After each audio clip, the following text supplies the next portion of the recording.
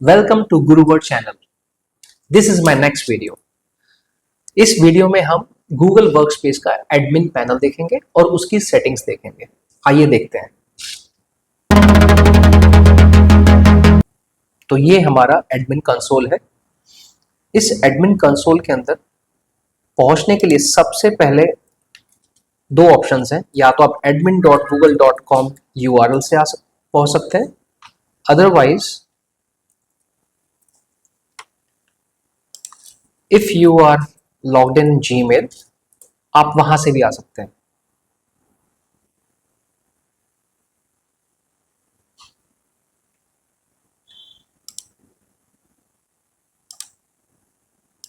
जब आप जीमेल के अंदर लॉग्ड इन है और आपको यहाँ ऊपर टॉप राइट कॉर्नर में 9 डॉट्स दिख रही है, यहां से आप सारी एप्स देख सकते हो। स्क्रॉल करके नीचे आएंगे तो यहीं पर आपको दिखेगा एडमिन। तो आप यहां से भी एडमिन पैनल पर नेविगेट हो सकते हो, अदरवाइज डायरेक्टली नेविगेट करने के लिए admin.google.com आप टाइप करके एंटर करेंगे तो आप गूगल वर्कस्पेस के एडमिन कंसोल में पहुंच जाएंगे। अब एडमिन कंसोल में सबसे पहला टास्क जो हम आज कवर करेंगे, सबसे पहला मॉड्यूल जो हम कवर करेंगे, दैट इज यूजर मैनेजमेंट। तो ये जो यूजर सेक्शन आप देख रहे हैं, आप इसके मैनेज पे क्लिक करते हैं तो कुछ इस तरीके का आपको एक डैशबोर्ड दिखता है, जहां से आप या तो यूजर्स को क्रिएट कर सकते हो। अगर आपके पास में 200 300 या बल्क में आपको यूजर्स को अपडेट करना है, एक साथ क्रिएट करना है, तो आपको कुछ इस तरह की एक CSV चाहिए होगी, जिसमें आपको first name, last name, email address, उसका password and orgs unit path. ये क्या है? ये बेसिकली एक आपका ऑर्गेनाइजेशन भी आप इसमें क्रिएट करके, मैं आपको दिखाता हूं ये कैसे करना है। सो सपोज ये आपका कंसोल के अंदर आप ऑर्गेनाइजेशन यूनिट्स में जाएंगे। होता क्या है कि हर कंपनी में अलग अलग डिपार्टमेंट्स होते हैं, तो हमारी कभी कभी ऐसी रिक्वायरमेंट हो जाती है कि हम चाहते हैं कि IT के यूजर्स मेरे अलग होंगे, उन पर मैं अलग तरीके से सेटिंग्स लगाना चाहता हूँ। सेल्स की मेरी टीम अलग है, उन पे मैं कुछ अलग तरह की पॉलिसीज इन्फोर्स करना चाहता हूँ। तो अगर कुछ इस तरह की रिक्वायरमेंट है तो आपको यहाँ पर सबसे पहले ऑर्गेनाइजेशन यूनिट क्रिएट करना होगा। मैं आपको एक यूनिट क्रिएट करके दिखाता हूँ। सपोज मैंने यहाँ पे लिखा IT और मैंने उसको अभी शॉर्ट फॉर्म में IT ही लिख करके क्रिएट कर दिया। और दूसरा मैंने क्रिएट किया सेल्स। ऑब्वियसली हम चाहते हैं कि सेल्स एम्प्लॉइज कभी कभी मीटिंग्स में है, तो उनको हम थोड़ा सा रिलैक्स सिक्योरिटी में रखते हैं। डेटा सिक्योरिटी के कॉन्सेप्ट में हम उनको थोड़ा सा उनको ज्यादा रिलैक्स देते हैं। तो ये है बल्क अपडेट यूजर्स, जिसके बारे में अभी हम बात कर रहे थे।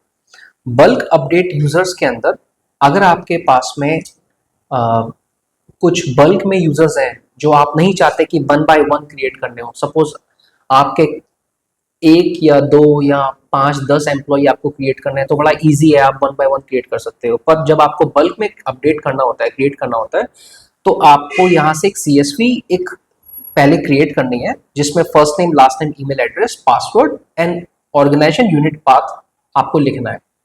और फिर आपको यहाँ पे अटैच करना है और अपलोड पे क्लिक कर देना है।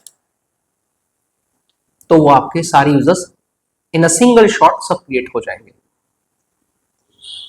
अगर आपने ऑर्गेनाइजेशन यूनिट पाथ के अंदर सिर्फ स्लैश लिखा, तो बाय डिफॉल्ट क्या होगा, सारे यूजर्स आपके रूट के अंदर ही क्रिएट हो जाएंगे। रूट होता है जब आप कोई भी ऑर्गेनाइजेशन यूनिट नहीं क्रिएट करते हो मैनुअली, तो जो एक आपका डोमेन है that act as a root, वहां पे सारे यूजर्स आपके क्रिएट हो जाते हैं। आपके मन में एक क्वेश्चन आ रहा होगा कि हम ये ऑर्गेनाइजेशन यूनिट्स हम क्रिएट करते ही क्यों है? तो बेसिकली हम ऑर्गेनाइजेशन यूनिट क्रिएट करते हैं जिसका हमको बाद में बहुत अच्छा फायदा होता है, बेनिफिट होता है। और वो ये कि अगर आपको डिफरेंट डिफरेंट OU पर डिफरेंट तरह की पॉलिसी या सेटिंग्स इन्फोर्स करनी है, तो वहां पर आपने अगर OU क्रिएट कर रखा है तो आप उसको यूज कर सकते हो। नेक्स्ट, हमारे साथ में ऐसा भी बहुत बार होता है कि सपोज कोई यूजर है, वो एम्प्लॉई है, कोई वो छोड़ के चला गया ऑफिस, तो आपका वहां पे रिक्वायरमेंट पड़ती है कि हमें न्यू जॉइनी का नाम रीनेम करना है, तो वो आप यहां से कर सकते हैं।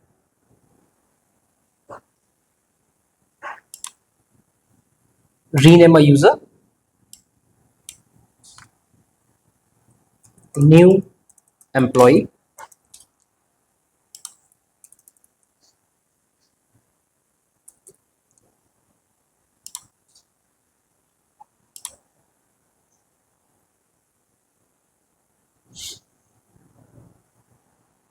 अगर आपको पासवर्ड रीसेट करना है वो बहुत इजी है, just click on reset password, यहां से आप पासवर्ड रीसेट कर सकते हो। ऑटोमेटिकली जनरेट पासवर्ड फीचर अगर आप यूज कर रहे हो, तो नॉर्मली जो पासवर्ड्स ऑटोमेटिकली जनरेटेड पासवर्ड्स होते हैं वो काफी स्ट्रॉन्ग और लंबे होते हैं और वो इजी टू रिमेंबर नहीं होते। तो मेक श्योर कि अगर आप ये फीचर यूज कर रहे हो तो आप ये पासवर्ड्स को अपनी गूगल शीट में सेव करके रख लो। अगर आप क्रिएट पासवर्ड का ऑप्शन सेलेक्ट करते हो तो आप अपनी पसंद का कोई भी एक पासवर्ड यहाँ पे सिलेक्ट कर सकते हो, और ये box ask user to change password अगर आप सेलेक्ट करते हो तो यूजर जब लॉगिन करेगा आपके टेम्पररी पासवर्ड से तो दोबारा चेंज करने का ऑप्शन को मिल जाएगा।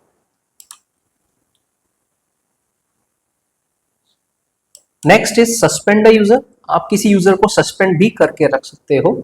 तो सपोज ये कब यूज होता है, ये ज्यादातर तब यूज होता है जब कोई एम्प्लॉय आपका लेफ्ट कर गया है और लेकिन आप उस यूजर के लाइसेंस को फिर भी रखना चाहते हो क्योंकि उसमें डेटा है आपका, तो आप सस्पेंड करके उसको रख सकते हो। तो ऐसे केसेस में क्या होगा कि जब कोई मेल करेगा इस पर्टिकुलर यूजर पे जो सस्पेंडेड है, तो मेल्स नहीं आएंगी और कोई लॉगिन भी नहीं कर पाएगा। तो ये इसका यूसेज है। Restore data is a very good feature. Normally, not normally but कभी कभी कैजुअली ऐसा हो जाता है कि आपका डेटा डिलीट हो गया है, बाय मिस्टेक डिलीट हो गया है, या फॉर एनी रीजन अगर डेटा डिलीट हो गया है तो आप लास्ट 25 डेज तक का डेटा यहां से रिस्टोर कर सकते हैं। इसके अंदर दोनों ऑप्शन है, ड्राइव भी है और जीमेल भी ऑप्शन इसमें अवेलेबल है। तो और इसको यूज करना बहुत सिंपल है।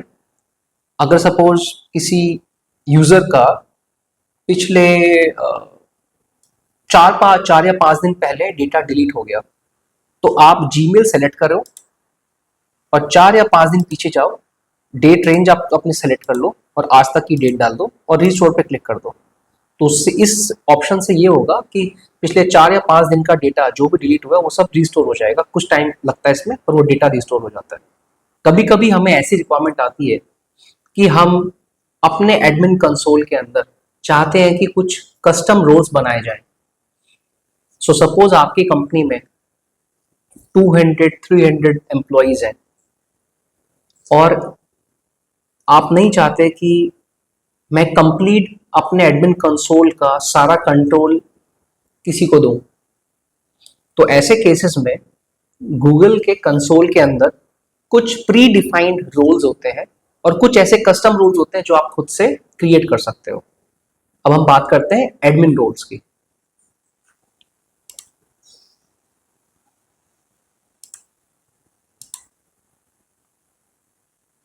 ये कंसोल है एडमिन रोल्स का।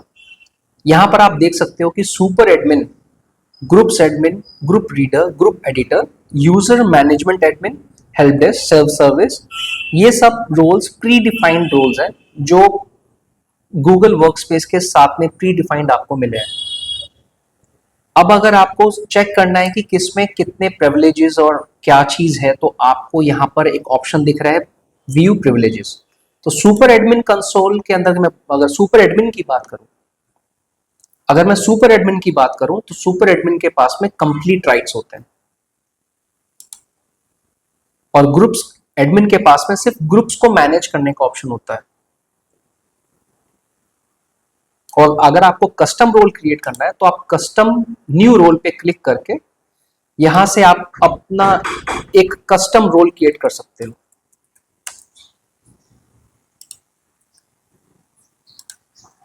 और आप यहां से खुद से सिलेक्ट कर सकते हो कि आपका ये कस्टम रोल क्या क्या कंट्रोल कर सकता है और क्या क्या चीजें आपके राइट्स आपको देने हैं।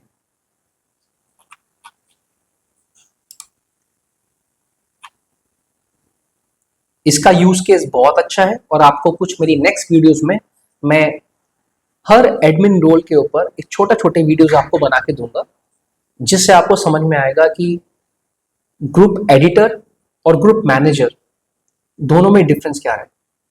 नेक्स्ट है गूगल ग्रुप्स।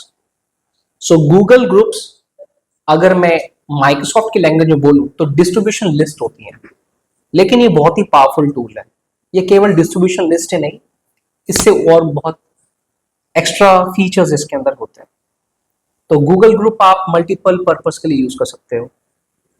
सपोज आपके पास में एक कॉन्टैक्ट लिस्ट है जिसके अंदर 500, 600 और मे बी मोर एक ईमेल आईडीज है, और आप सबको एक साथ अपने कंपोज ईमेल में जाकर के नॉर्मली सबको रख के आप नहीं भेज सकते, because that is called mass mailing या फिर स्पैमिंग।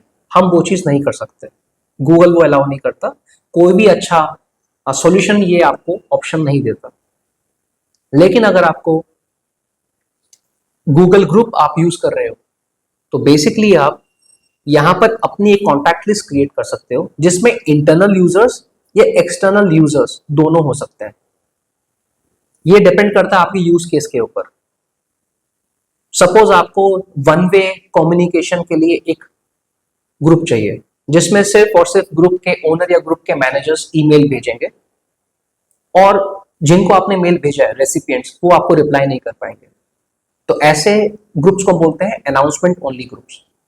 सेकंड होते हैं टीम एंड कोलैबोरेटिव, जिसके अंदर आप मेल्स करते हैं, उसमें इंटरनल एक्सटर्नल दोनों तरह के यूजर्स हो सकते हैं और वो भी आपको रिप्लाई कर सकते हैं।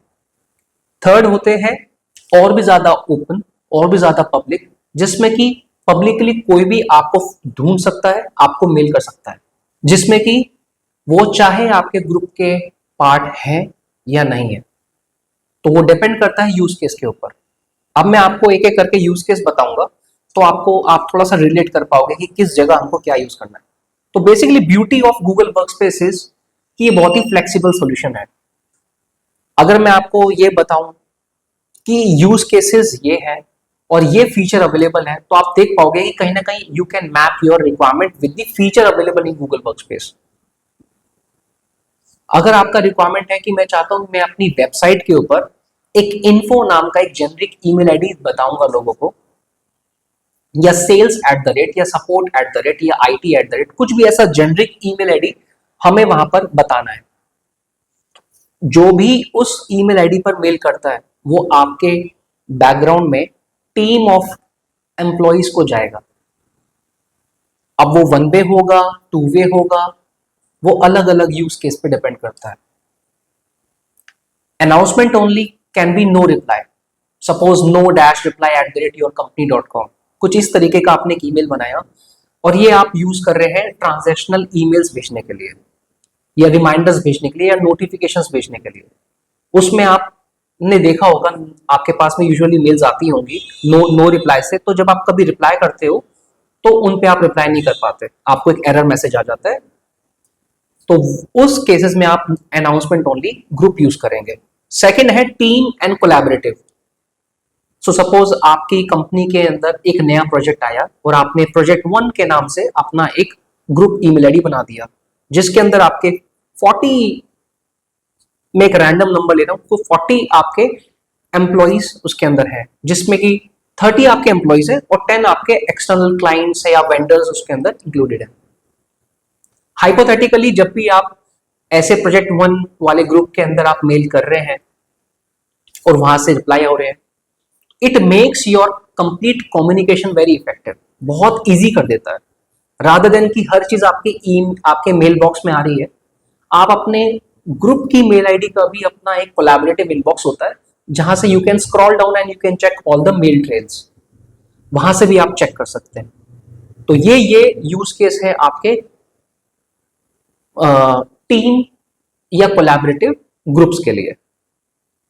पब्लिक ग्रुप्स वहां यूज होंगे जहां आपको थोड़ा प्रमोशनल या पब्लिक के लिए open open to receive their queries वाले ग्रुप चाहिए। तो वो आपके कॉम्प्लायंस वाले हो सकते हैं, या आईटी रिलेटेड हो सकते हैं, या सपोर्ट रिलेटेड हो सकते हैं, सेल्स रिलेटेड हो सकते हैं। It's up to you. अब मैं आपको दिखाता हूं कि ग्रुप क्रिएट कैसे करते हैं। सो creating a group is easy task. Just create a group.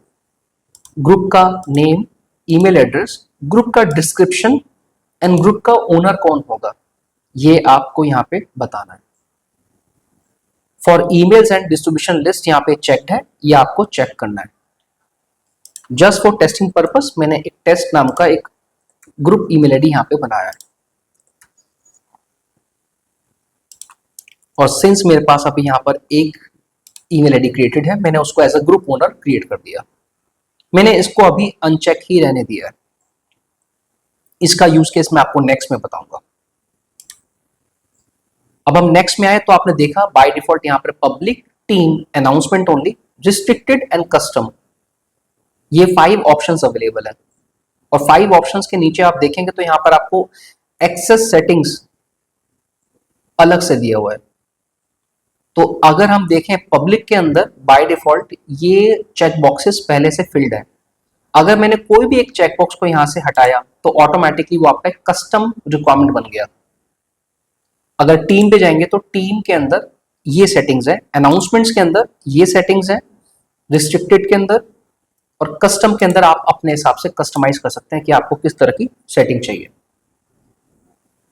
अभी हम सबसे पहले मोस्ट कॉमन और सबसे ज्यादा यूज होने वाला एक ग्रुप के बारे में बात करते हैं, वो है टीम्स। अगर आपकी टीम इफेक्टिवली कम्युनिकेट कर रही है आपस में, या आपने एक्सटर्नल यूजर्स के साथ में, they can be your clients और they can be your vendors, अगर उनके साथ में कम्युनिकेशन है तो फिर वहां से एक फाउंडिंग बहुत स्ट्रांग हो जाती है, and then you can explore more options. ये option allow members outside your organisation, इसे हमें ऑन रखना है। अगर आप चाहते हो कि एक्सटर्नल पीपल, या यहाँ पे एक्सटर्नल पीपल का मतलब हुआ जो भी इस गूगल वर्कस्पेस के अंदर आपका डोमेन है, उस डोमेन से अलावा कोई भी डोमेन, सपोज वो गूगल वर्कस्पेस ही अकाउंट हो पर दूसरा अकाउंट है, तो उसे भी हम एक्सटर्नल पीपल ही काउंट कर रहे हैं। और आपके ही कंपनी के अंदर अगर एक और गूगल वर्कस्पेस अकाउंट चल रहा है पर वो डिफरेंट है, तो उसको भी हम एक्सटर्नल बोलेंगे। इस यहाँ एक्सटर्नल, कभी कभी लोग कंफ्यूज हो जाते हैं कि एक्सटर्नल का मतलब हो गया कि किसी और कंपनी का, ऐसा नहीं, किसी और गूगल वर्कस्पेस अकाउंट का, या किसी थर्ड जो इस अकाउंट में नहीं है वो एक्सटर्नल है। अब मैंने क्रिएट अ ग्रुप पे क्लिक किया, सो इजीली आपका एक ग्रुप, टेस्ट ग्रुप क्रिएट हो गया। अब इसके अंदर आप अपने हिसाब से मेंबर्स को ऐड कर सकते हो। अब यहां पर भी जैसे हमने यूजर्स वाले सेक्शन में देखा था, आप 1 बाय 1 यूजर क्रिएट कर सकते हो। अगर आपके पास में लिस्ट है बल्क में कि ऐड करने के लिए, तो आप यहां से बल्क सीएसवी भी अपलोड कर सकते हो। और जो बल्क अपलोड करोगे उसका एक सैंपल भी आपको मिला हुआ है, वो आपको मैं दिखाता हूं एक बार। तो सीएसवी कुछ इस तरह की होनी चाहिए। अब मैं आपको गूगल वर्कस्पेस की कोर एप्लीकेशंस दिखाता हूं।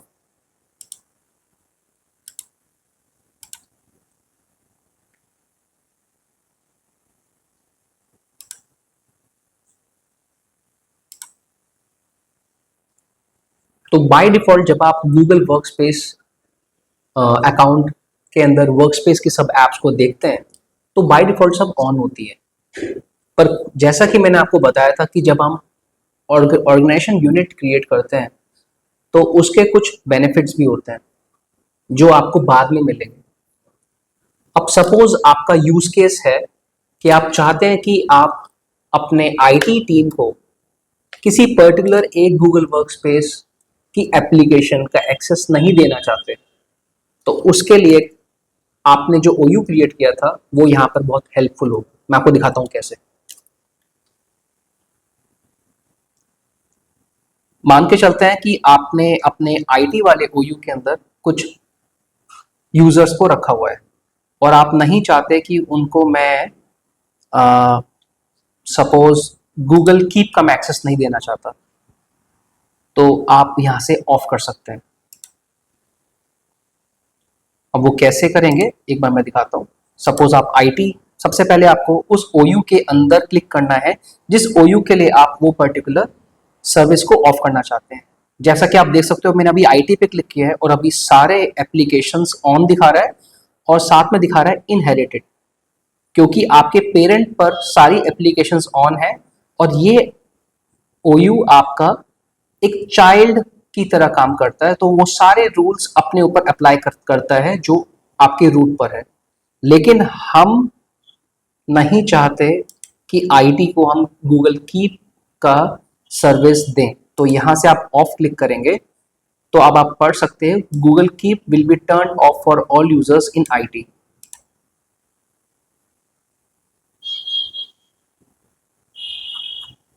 तो आप देखेंगे यहां से गूगल कीप ऑफ हो गया। तो इसी तरीके से बहुत सारी एप्लीकेशंस, बहुत सारे यूज केसेस बन सकते हैं और आप एप्लीकेशंस किसके लिए, कौन सा एप्लीकेशन आपको देना है, कौन सा नहीं देना है, ये कंट्रोल एडमिनिस्ट्रेटर के पास में होता है।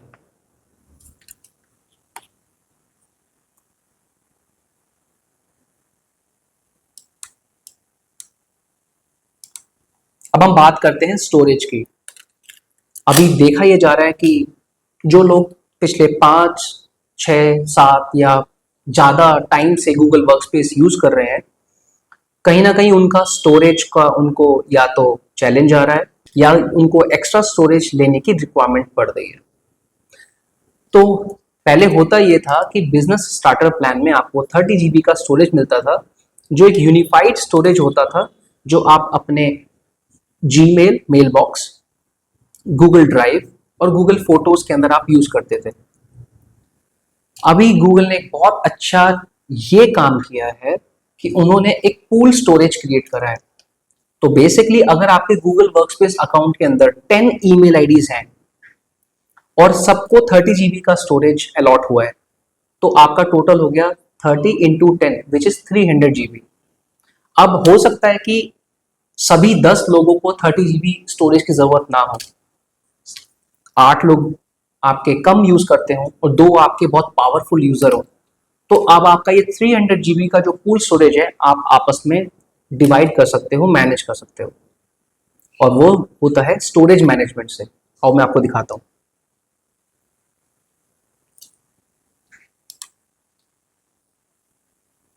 ये है मैनेज स्टोरेज।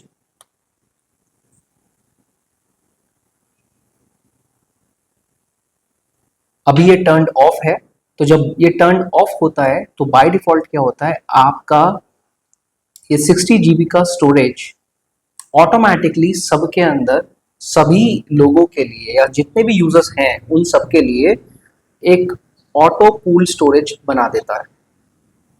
आप अभी बेसिकली आपने डिवाइड नहीं किया है, आप मैनुअली आप डिवाइड करना चाहते हैं तो आप कर सकते हैं। एट प्रेजेंट अगर ये ऑफ है तो अगर आपके 2 यूजर्स हैं, एक 50 यूज कर रहा है और एक 10 यूज कर रहा है, तो वो आपको यूज करने देगा।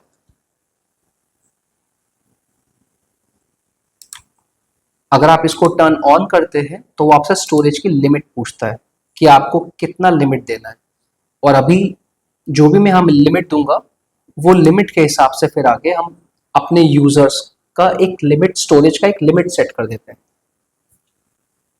तो अभी मैं इसको ऑफ ही छोड़ूंगा। नेक्स्ट वीडियो में मैं आपको स्टेप बाय स्टेप सिखाऊंगा कि कैसे आप किसी के लिए स्टोरेज लिमिट क्रिएट करते हैं।